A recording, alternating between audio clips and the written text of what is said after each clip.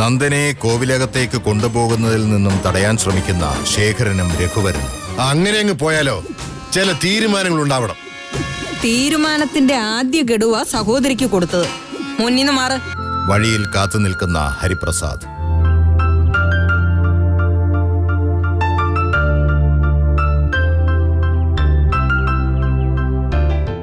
ഈ നാട്ടിൽ നിന്നേ നന്ദന പോകുന്നുള്ളൂ. അതോ എന്നെ മനസ്സിൽ നിന്ന് യാത്ര പറഞ്ഞു പോകുവാണോ? പോവണമെന്നാണോ? അങ്ങനെ ഞാൻ പോവാൻ സമ്മതിക്കോ? ഹരിപ്രസാദിനോട് യാത്ര പറഞ്ഞ് നന്ദന കോവിലകത്തേക്ക്. ഹരിപ്രസാദ് ആരാണെന്ന് നന്ദനയോട് ചോദിക്കുന്ന മുത്തശ്ശി. എനിക്ക് വേണ്ടി കല്യാണം നിശ്ചയിച്ച ആളാ.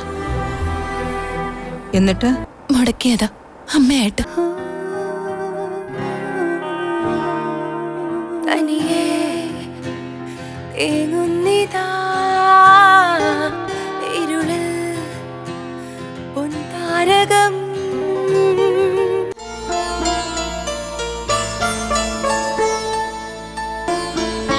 ഞങ്ങൾ ചോദിച്ചതിന് അമ്മ മറുപടി പറഞ്ഞില്ല. അമ്മയുടെ മൂത്ത മകൾ ഈ വീട്ടിലേക്ക് വരുന്നുണ്ടോ? അമ്മയ്ക്ക് ഞങ്ങളല്ലാതെ മറ്റൊരു മകളുണ്ടോ? ഇതുവരെ അങ്ങനെ ഒരു കഥ കേട്ടിട്ടില്ലല്ലോ. അങ്ങനെ ഒരു കഥയുണ്ട്. തന്നോളം പോന്ന ആൺമക്കളോട് പറയാനേ ബുദ്ധിമുട്ട് കാണും. അശ്വനും ആദിത്യനും അറിയാൻ വേണ്ടിയേ അച്ഛൻ തന്നെ 2-3 ക്ലൂ തരാം. ഡീറ്റെയിൽഡ് സ്റ്റോറി അവതരിപ്പിക്കാൻ അച്ഛന് കുറച്ച് ബുദ്ധിമുട്ടുണ്ട്.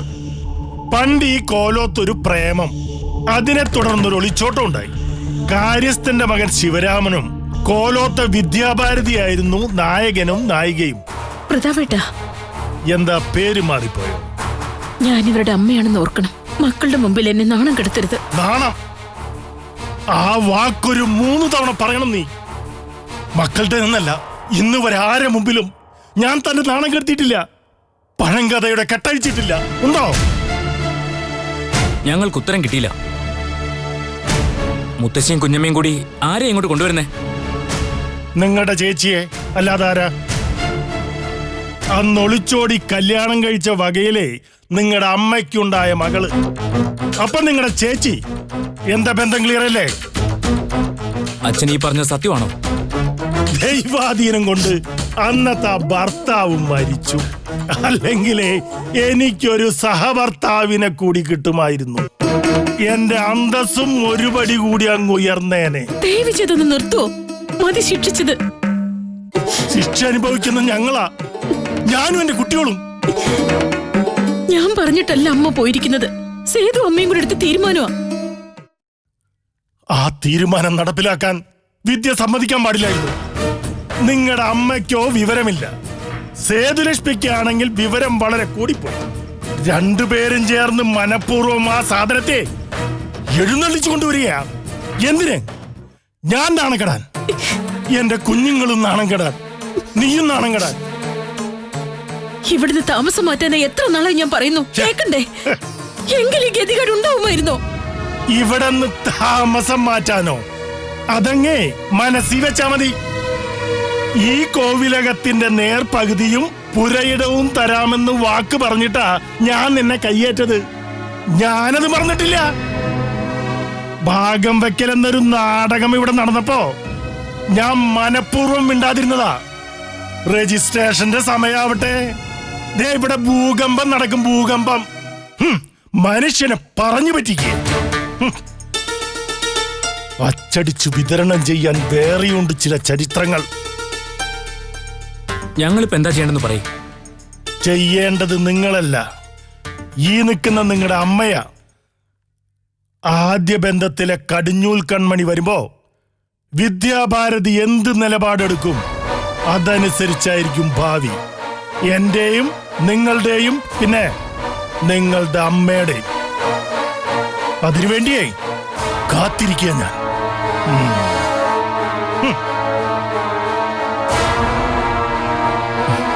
This is too much, അമ്മ. വാടാ.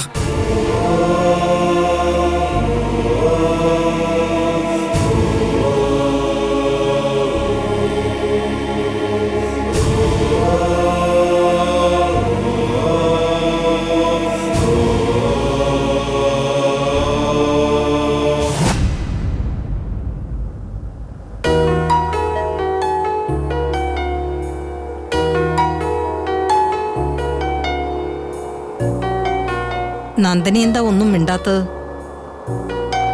ഏതോ അപരിചിതരുടെ കൂടെ യാത്ര ചെയ്യുന്ന പോലെയാണല്ലോ ഇരിക്കുന്നത്.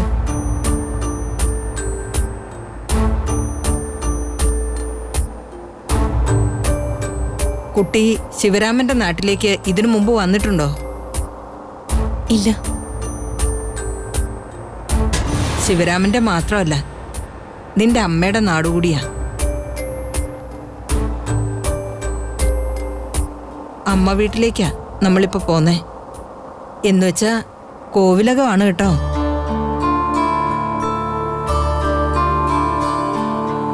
അമ്മാവന്മാരും അവരുടെ കുടുംബമായി കുറെ ആളുകളുണ്ട് അവിടെ. നോക്കൂ നന്ദനെ, വീട്ടിലുള്ള എല്ലാവരും കുട്ടിയോട് ഒരേ സ്നേഹത്തോടെ പെരുമാറിയെന്ന് വരില്ല. പല സ്വഭാവക്കാരാണ്. സേതു കുട്ടിയെ ഓരോന്നും പറഞ്ഞ് വിഷമിപ്പിക്കുക. ഒരു ദുരിതത്തിൽ നിന്നും മറ്റൊരു ദുരിതത്തിലേക്കാണ് പോണതെന്ന് ആ കുട്ടി വിചാരിക്കില്ലേ? ഞാൻ സൂചിപ്പിച്ചതാണമ്മേ. എങ്ങനെ പെരുമാറിയെന്ന് വെച്ചാലും ഒരാളും കുട്ടിയെ ഉപദ്രവിക്കില്ല, പട്ടിണിക്കും ഇടില്ല. മുഖം കറുത്ത് വല്ലതും പറയുമായിരിക്കും. കുട്ടി അത് കേട്ടില്ല എന്ന് വിചാരിച്ചാ മതി. അതിര് കടക്കുന്നോന്ന് തോന്നിയാ എന്നോട് പറയണം. അമ്മയുടെ സ്നേഹവും സഹായവും കരുതലും നന്ദനയ്ക്ക് എപ്പോഴും ഉണ്ടായിരിക്കും. എന്തുണ്ടെങ്കിലും ഞങ്ങളോട് തുറന്നു പറയണം. കേൾക്കുന്നുണ്ടോ?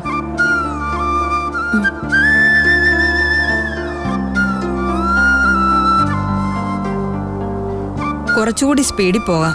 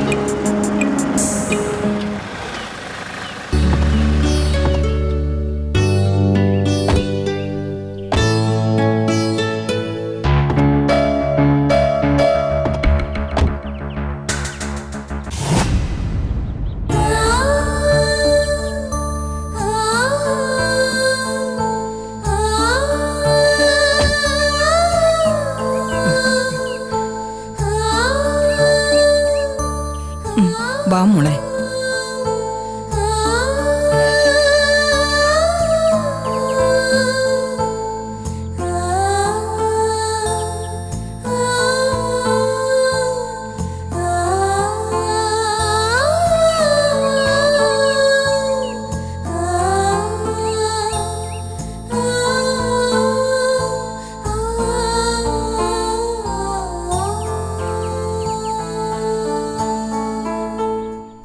വാ മോളെ.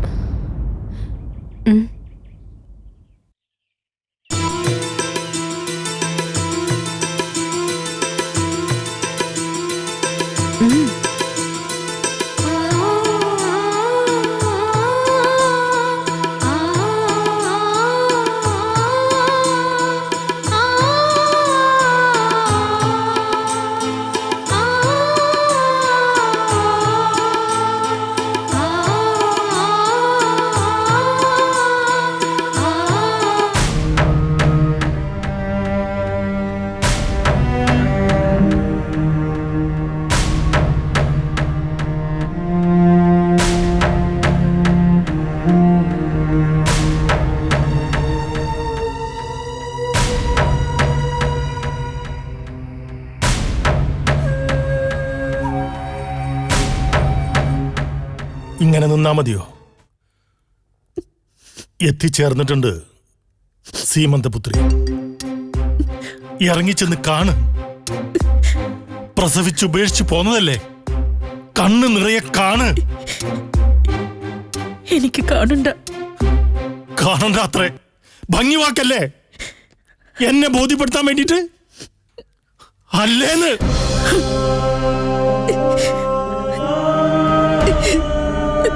സ്ത്രീകൾക്ക് ഇങ്ങനൊരു അനുഗ്രഹം കിട്ടിയിട്ടുണ്ട്. കണ്ണുനീര് അതൊരായുധം തന്നെയാ. ഇങ്ങനെ കുത്തി നോവിക്കുന്നത് എന്തിനാ പ്രതാപേട്ട? ഞാൻ എന്താ വേണ്ടത്? ഒന്ന് കരയാൻ പോലും സ്വാതന്ത്ര്യമില്ലേ? നിനക്ക് കരയാം, മുറിയുടെ മൂലയിൽ ഒതുങ്ങാം, ഇരുട്ടിലും മുഖമൊളിപ്പിക്കാം. ആരുടെയും മുഖം കാണണ്ടല്ലോ. പുറത്തിറങ്ങി നടക്കേണ്ട ഞാനെന്ത് ചെയ്യണം? അതുകൂടി പറഞ്ഞതാ.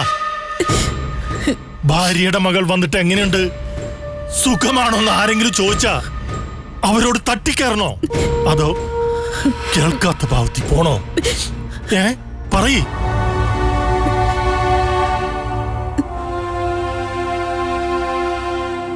ഉദിയന്നൂർ കോവിലകത്തെ മൂത്ത മരുമകനാണത്രേ. പറഞ്ഞിട്ട് ഒരു കാര്യമില്ല.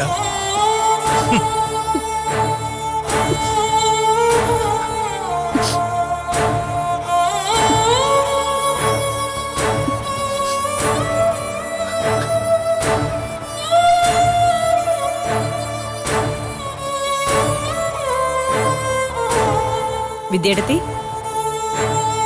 കാണണ്ടേ? ആളെത്തി. ആരതി ഒഴിയാനും വായ്ക്കൊര വീടാനും ആരും ചെല്ലാത്തതില് സേതുനാഥുവിന് ദേഷ്യം കാണും. മുത്തശ്ശിയും കുഞ്ഞമ്മയും കൂടി കൈ പിടിച്ചകത്തേക്ക് കേറ്റിട്ടുണ്ട്. ഏട്ടത്തി വാ, കണ്ടു പരിചയപ്പെടാം. ദയവ് ചെയ്ത് എനിക്കൊരല്പ സമാധാനം തരുമോ? എടുത്ത് ഞാൻ ദൈവത്തെ ഓർത്ത് എന്നെ വെറുതെ വിട്. മതി ശിക്ഷിച്ചത്.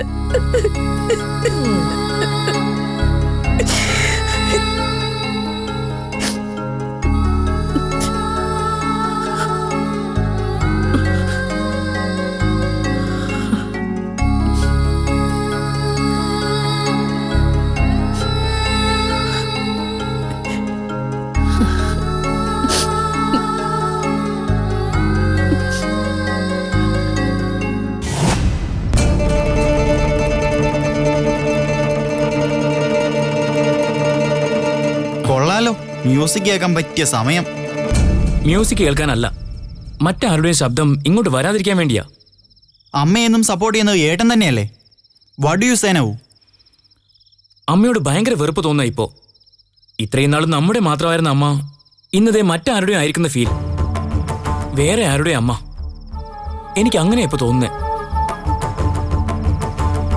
ആഹാ, രണ്ടുപേരും ഇവിടെ ഡിസ്കഷനും കൊണ്ടിരിക്കുവാണോ?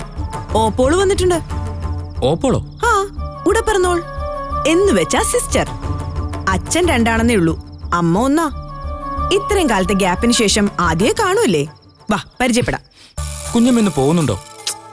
നമ്മൾ എത്ര ദേഷ്യം കാണിച്ചാലും സത്യം സത്യമില്ലാതിരിക്കൂ. രക്തബന്ധം എന്ന് പറയണതേ നിസ്സാര കാര്യമല്ല, അതും അമ്മ വഴിയാവുമ്പോ. കുഞ്ഞമ്മന്ന് പോയേ? നിങ്ങളൊന്ന് അവളെ ഒന്ന് കാണുന്നേ. സ്വന്തം പെങ്ങളുടെ പേര് പോലും അറിയില്ലെന്ന് പറഞ്ഞാ നാണക്കേടല്ലേ? നാളെ ആരെങ്കിലും ചോദിച്ചാ എന്ത് മറുപടി പറയും? കുഞ്ഞമ്മ പ്ലീസ്. ശരി.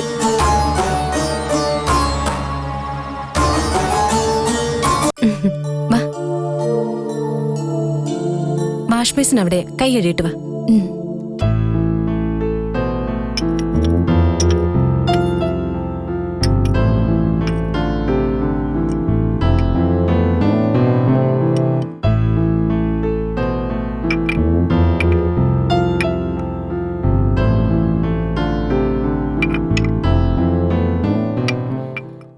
നേരത്തെ അത്താഴം കഴിക്കുന്നത് ഇവിടുത്തെ പതിവ്. ഇരിക്കെ, അമ്മ കൂടി വന്നിട്ട് കഴിക്കാം. ഇരിക്കേ. ഷോ, ഇരിക്കേ.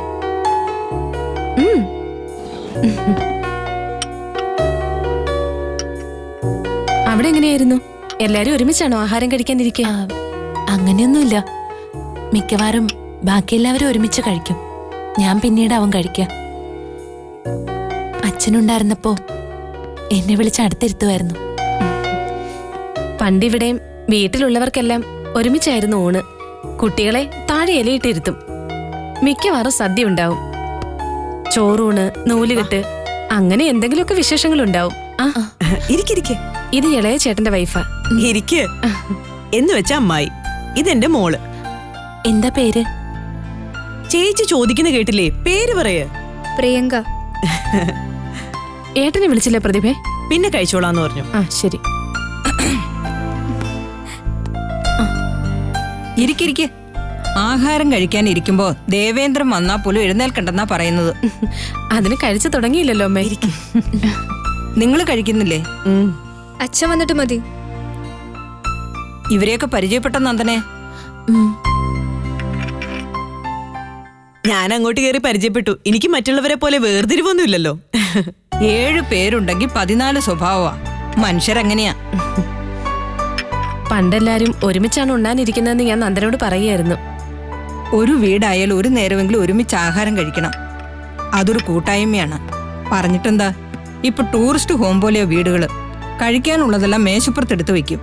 സൗകര്യം പോലെ ഓരോരുത്തർ വന്ന് കഴിച്ചിട്ട് പോവും. നന്ദന കഴിക്കുന്നില്ലേ? ഇതെങ്ങനെയുണ്ടെന്ന് നോക്കി. കുട്ടിക്ക് ഇവിടുത്തെ കറികളൊക്കെ ഇഷ്ടാവുന്നുണ്ടോ? നല്ല രുചിയുണ്ട്. ഇവിടെ എല്ലാവരും വെജിറ്റേറിയനാ കേട്ടോ. അത് ശരിയാ. കോലോത്തെ അടുക്കളയിൽ ഇതുവരെ ഇറച്ചി മീനൊന്നും കേട്ടിട്ടില്ല. ആണുങ്ങൾ പിന്നെ പുറത്തു പോകുമ്പോ അതൊക്കെ കഴിക്കുന്നുണ്ടാവും. അമ്മ എന്തിനാ ഇത് പറഞ്ഞിട്ട് എന്നെ നോക്കുന്നേ? രഘുവേട്ടൻ പുറത്തൊന്നും പോയതൊന്നും കഴിക്കാറില്ല. പറഞ്ഞ കൂട്ടത്തിൽ ഞാൻ അറിയാതൊന്നും നോക്കിപ്പോയതാണേ. മോക്ക് നിർബന്ധമാണെങ്കിൽ ഭാസ്കരനെ കൊണ്ട് വല്ലപ്പോഴും ഹോട്ടലിൽ നിന്ന് മീനോ മറ്റോ വാങ്ങിപ്പിക്കാം. ഓരോരോ ശീലങ്ങളെ. വേണ്ട, എനിക്കങ്ങനെ നിർബന്ധമൊന്നുമില്ല. കഴിക്കേ.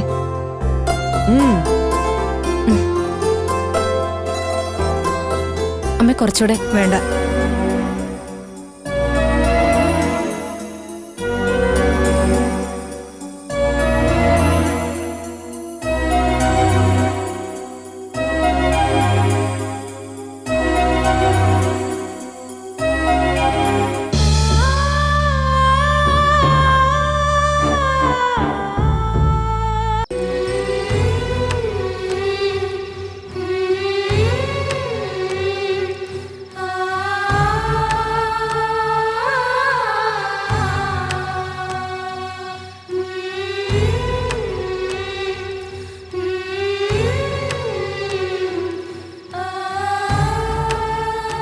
മോളെന്താ ഒറ്റയ്ക്ക് ഇവിടെ വന്നിരിക്കുന്നത്? എന്റെ മുറിയിലേക്ക് വന്നുകൂടായിരുന്നോ? ഇവിടെ പലരും കുട്ടിയോടെ അകലമിട്ട് നിൽക്കുന്നതിന്റെ പ്രശ്നമുണ്ടല്ലേ. കുറെ ദിവസം അങ്ങനെയായിരിക്കും. അതൊന്നും കാര്യമാക്കണ്ട നന്ദന. എന്ന് കരുതി ആരുടെ മുമ്പിലും താഴ്ന്നു കൊടുക്കണ്ട. അതിന്റെ ആവശ്യവുമില്ല. മോളായിട്ട് ഇങ്ങോട്ട് കയറി വന്നതല്ല, ഞങ്ങൾ കൂട്ടിക്കൊണ്ടു വന്നതാ. മറ്റുള്ളവരെ പോലുള്ള അവകാശം നന്ദനയ്ക്കും ഇവിടെയുണ്ട്. തൽക്കാലം നന്ദന അമ്മയുടെ മുറി കിടന്നാ മതി. കുറച്ചു ദിവസം അങ്ങനെ പോട്ടെ. എല്ലാവരും പരിചയമായിട്ട് വേറെ റൂം തരാം. എന്താ? മതി. എന്റെ അടുത്താവുമ്പോ ആരും കുത്തുവാക്ക് പറയാനൊന്നും വരില്ല. എന്നെ ശകലം പേടിയുണ്ട് എല്ലാവർക്കും, ഇവൾക്കൊഴികെ. ആ, അതിനിടയ്ക്ക് എനിക്കിട്ടൊരു കുത്തു തരാൻ മറന്നില്ല അല്ലേ? കുത്തല്ല, ഒരു ചെറിയ നുള്ളാന്ന് വെച്ചോ. എന്നെ ആരും പേടിക്കണമെന്നില്ല. പക്ഷേ ഒരു വലിയ കുടുംബമാവുമ്പോ അച്ചടക്കം വേണം. അതിനൊരല്പം കർശനായിട്ട് നിൽക്കേണ്ടി വരും. നിങ്ങളുടെ പാർട്ടിയിൽ അങ്ങനെയൊക്കെ അല്ലേ? അച്ചടക്കത്തിന്റെ വാളെന്നൊക്കെയല്ലേ പ്രസംഗിക്കുക? ഓ, സമ്മതിച്ചേ. ഞങ്ങളിങ്ങനെ ഓരോന്നും പറയുന്നു, മോളെന്താ ഒന്നും മിണ്ടാത്തെ? ഞാനെന്ത് പറയാനാ? അന്ന് വീട്ടിൽ വന്ന് കണ്ടപ്പോഴേ എനിക്ക് തോന്നി അധികം സംസാരിക്കുന്ന കൂട്ടത്തിലല്ലെന്ന്. കൂട്ടുകാരും ഇല്ലേ നന്ദനയ്ക്ക്? അങ്ങനെ അടുപ്പുള്ളവരായ ആരുമില്ലെന്ന് പറയാം. അമ്പിളിയായിരുന്നു ശരിക്കും കൂട്ട്. അമ്പിളി എന്ന് പറയുമ്പോ ശിവരാമന്റെ ഇളയ മോളല്ലേ? നമ്മളിങ്ങോട്ട് വരുമ്പോ ആ കുട്ടിക്കായിരുന്നു ഏറ്റവും കൂടുതൽ സങ്കടം. അവരെയൊക്കെ പൂർണ്ണമായും നഷ്ടപ്പെട്ടു എന്ന് വിചാരിക്കണ്ട. കാണണം തോന്നുമ്പോ അങ്ങോട്ടൊന്ന് പോയിട്ട് വരാം. ഇത്രയും നാളും ജീവിച്ച വീടല്ലേ, പെട്ടെന്ന് മറക്കാൻ പറ്റുമോ? മറക്കാൻ പാടില്ല താനും. ഇങ്ങോട്ട് എങ്ങനെ പെരുമാറിയാലും അങ്ങോട്ട് വിരോധം വെച്ചോണ്ടിരിക്കരുത്. എനിക്ക് വിരോധമില്ല. ഓരോന്ന് ഓർക്കുമ്പോ വിഷമേ ഉള്ളൂ.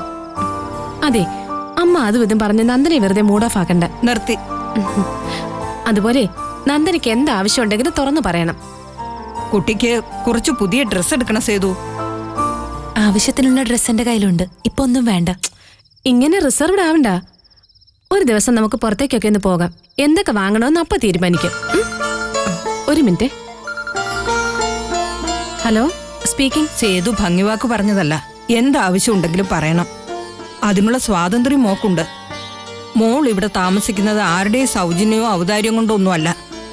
എനിക്ക് സേതുവിന് സഹതാപം തോന്നിയിട്ടുമല്ല. നിനക്ക് അവകാശപ്പെട്ട വീടാ ഇത്, നിന്റെ അമ്മയുടെ തറവാട്. മോള് വാ.